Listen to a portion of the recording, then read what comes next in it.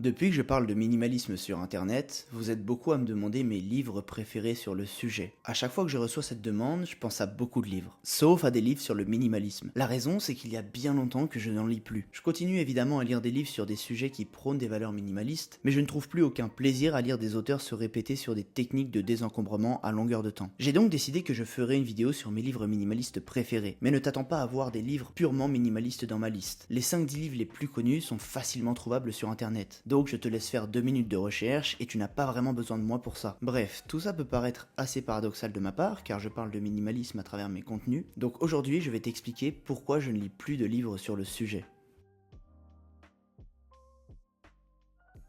Le minimalisme au sens le plus pur du terme, et je vais t'expliquer un peu plus tard dans la vidéo ce que j'entends par là, ce n'est pas un sujet très complexe. Il n'y a pas énormément de livres existants et beaucoup d'auteurs se répètent entre eux et se répètent entre leurs propres livres. En réalité, la base du minimalisme, elle est facile à comprendre. Il faut apprendre à être heureux avec l'essentiel et il faut penser moins mais mieux dans sa vie. Tout ça avec un lien d'intentionnalité. Pour le reste, il faut faire un petit travail sur soi-même dans la pratique au quotidien. Aujourd'hui, beaucoup de gens y vont de leur technique. Il y a un tas de techniques à mettre en place pour consommer moins mais mieux. Et je ne doute pas que certaines d'entre elles peuvent se révéler très utiles. Mais je pense qu'avant d'être toujours à la recherche de la nouvelle technique à la mode, il faut saisir l'essence du minimalisme. Il faut saisir la base des choses. Je m'explique. Je te conseille ici d'appliquer un principe souvent utilisé par les minimalistes, j'ai nommé la loi de Pareto, ou le principe du 80-20. Selon ce principe, dans beaucoup de rapports de cause à effet, on constate que 80% des effets sont le produit de 20% des causes. En d'autres termes, concentre-toi sur le peu de choses qui marchent, les fameux 20% qui te donneront 80% de résultats. Et ça vaut même quand il s'agit de minimalisme. En réalité, une petite minorité de livres peuvent te donner la majorité de ce que tu as à savoir pour commencer ton chemin vers l'essentiel. Tu n'as pas besoin de te prendre la tête à tout lire pour être sûr que tu es incollable sur le sujet. Le 80-20, ça t'empêche de t'égarer et ça te permet de passer à l'action super vite. Il faut que tu saisisses l'essence. Ça permet de comprendre le gros d'un sujet et de pouvoir adapter des principes à ta vie entière. De mon côté, je considère que j'ai assimilé les principes minimalistes majeurs. Peut-être qu'il y a des techniques de désencombrement que je ne connais pas par exemple, mais j'ai atteint un stade où je ne trouve plus utile de lire des listes de règles minimalistes encore et encore. J'ai compris ce qui se disait et je sais quoi faire dans mon quotidien. Comme je le dis souvent, fait est mieux que parfait. Et quand tu te concentres sur l'essentiel d'un sujet, tu passes beaucoup moins de temps à vouloir théoriser tous les aspects. À la place, tu agis et tu t'améliores dans ta pratique. Le 80-20, ça te permet de te concentrer sur l'essentiel et de passer à l'action. Et enfin, c'est en créant ta propre expérience du minimalisme que tu peux évoluer encore plus vite dans ton chemin. Maintenant que j'ai dit tout ça, tu dois penser que je me tire une balle dans le pied. Si je t'apprends à saisir l'essentiel et à ne plus t'intéresser au minimalisme, comment est-ce que je vais pouvoir continuer à te faire des vidéos chaque semaine? Mais avant de partir, attends un peu. Ne pas lire de livre sur le minimalisme à proprement parler, ça ne veut pas dire que je me suis totalement désintéressé de cette mentalité.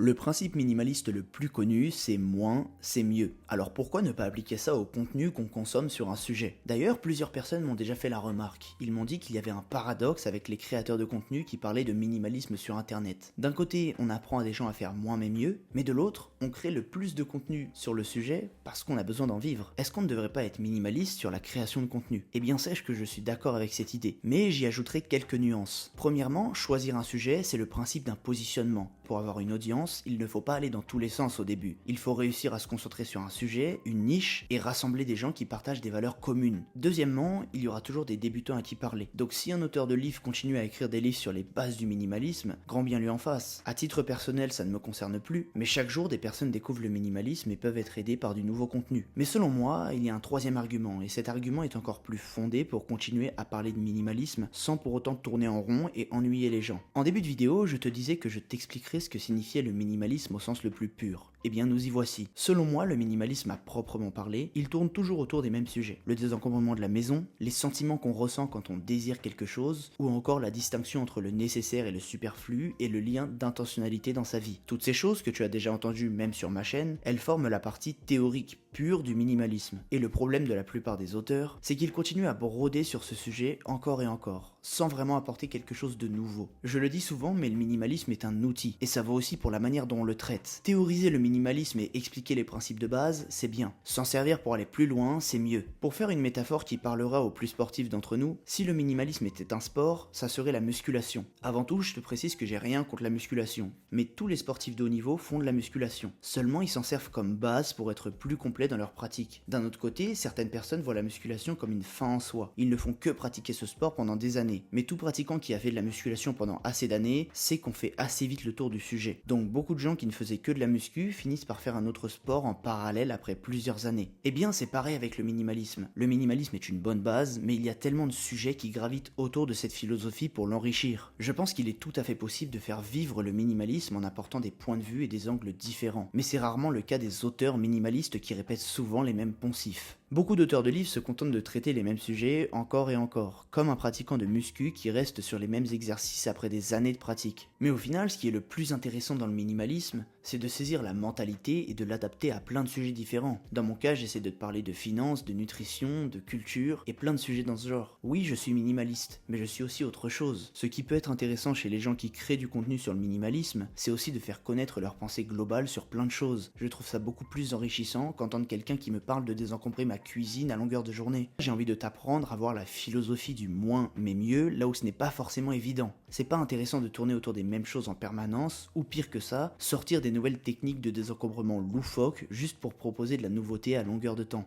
J'espère que tu l'auras compris, il n'y a rien de mal à lire des livres sur le minimalisme au début de ta pratique. Ça permet évidemment de prendre des marques et d'acquérir une base solide de valeurs. Mais une fois que tu as lu les quelques livres connus sur le sujet, demande-toi ce que tu peux faire de ces connaissances dans la vraie vie. Cesse d'empiler la théorie et cesse de te poser des micro-questions sur certains aspects de ta vie. Passe à l'action au lieu de te demander s'il vaut mieux garder 15 ou 12 t-shirts dans ta garde-robe. Essaye des choses, échoue et réessaye encore. Ce n'est que comme ça que tu construiras ta propre identité. Ce n'est que comme ça que tu exploreras d'autres sujets bien plus larges grâce au minimalisme. Car je le répète, cette philosophie est et restera toujours un outil au service d'une vie plus riche. Voilà pourquoi j'ai arrêté de lire des livres sur le minimalisme. Je me demande ce que tu penses de tout ça, donc que tu sois d'accord ou pas, j'aimerais connaître ton avis. Dis-moi ça en commentaire et on en parlera ensemble. Et si tu veux parler de ce sujet encore plus en profondeur, je t'invite à rejoindre le Minimalist Club, un groupe Discord que j'ai créé qui réunit plus d'une centaine de minimalistes passionnés pour le moment. On débat, on échange des idées, on se donne des conseils pour que tout le monde s'améliore en même temps dans son chemin vers l'essentiel. Je te mets un lien en description pour nous rejoindre et être des nôtres. Enfin, si tu veux recevoir des conseils et des astuces sur le minimalisme,